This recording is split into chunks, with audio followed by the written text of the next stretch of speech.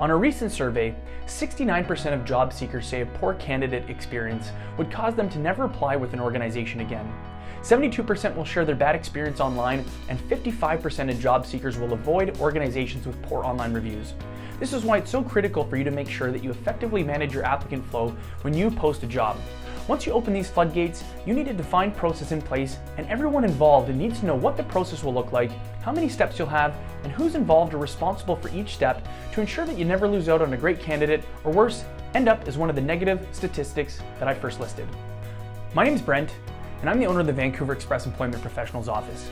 In our previous videos, we discussed our comprehensive job order process and our needs analysis process, which are critical steps before defining your recruitment strategy.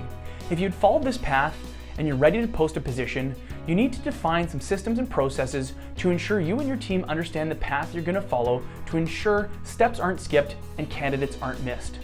In this video, we'll touch on each step that we suggest you include, and we'll dig deep into these steps in some of our following videos. In my opinion, the steps are to review resumes, initial inquiry calls, phone interviews, in-person or web-based, reference tests, background checks, offers, and rejections. Step 1 is reviewing resumes. You need to ensure that someone is tasked with this responsibility before you publish the position. The expectation should be that these applications are reviewed and the candidates are contacted or rejected within 24 hours of being received. Anything longer than this will result in missing out on great candidates who get snapped up by a competitor. You can also set some parameters here to help streamline the process, such as eliminating candidates due to lack of relevant experience, skills, or location. I suggest not spending more than 30 seconds to a minute here, as you should be looking for blatant standouts that would exclude someone based on your parameters. Otherwise, I just pick up the phone and give them a call. Step 2 is pre-screens, or what we call inquiry calls.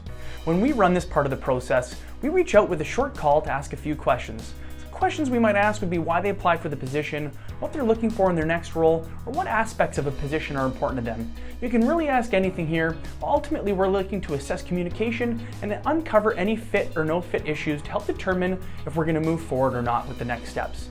Step 3 is a phone interview, and this can be a continuation of step 2. It doesn't have to be a formal second interaction and can simply transition this way if the inquiry goes well and both have time. At this stage, you can dig into their previous experience and look for natural career progressions and correlations as to why they might be a fit with your company. We'll have a separate video on our phone interview process, but suggest you have some preset questions planned and also be prepared with a value statement so you can create further interest and excitement about the company and the position. Step 4 is in-person or web-based face-to-face interviews. Anywhere from 1 to 3 interviews can be conducted here and should range from digging into the candidate's resume to checking for relatability, while also confirming dates and reasons for leaving previous positions, to behavioral-based interview questions and reviews of job descriptions and company mission and vision. Step 5 is one you should never skip regardless of being ready to move forward, which is reference checks. These are a bit of a pet peeve for me. I provided many references, and the typical are they hireable or basic confirmations of employment. These are a waste of your time and theirs. You need to take this opportunity to address any concerns from your interviews and identify any areas of concern or weakness to better aid through their training and onboarding, or confirm suspicions that you might have. Step 6 is testing your background checks. You can skip this step or have an elaborate process depending on your organization and the position that you're hiring for. We utilize DISC personality assessments here, and I have conducted criminal checks, skill assessments, aptitude tests, both internally and externally for our clients. The last step is offers or rejections. Rejecting candidates is a critical step through the process.